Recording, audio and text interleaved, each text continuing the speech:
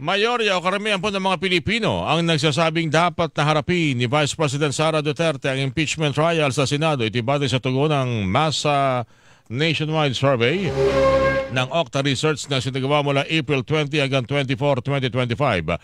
Sa resulta, aabot ng 78% ng mga respondent ang nagsabing dapat na humarap ang pangalawang Pangulo upang masagot ang mga aligasyon laban sa kanya at malinis ang kanyang pangalan. 13% naman ang nagsabing hindi dapat humarap sa impeachment trial si Duterte, habang siyam ang undecided o walang pasya sa usapin. Umabot naman sa 71% nagsabing alam nilang mayroong kinakarap na impeachment case ang Vice Presidente. Senyales mo ito na mayroong strong public awareness at interes sa mga Pilipino sa usapin. Pinakamataas ang awareness level sa Mindanao na abot na ang 96%, habang 83% naman sa Visayas. Nasa 1,200 ang respondents sa buong bansa na mayroong plus minus 3% at 95% na confidence level.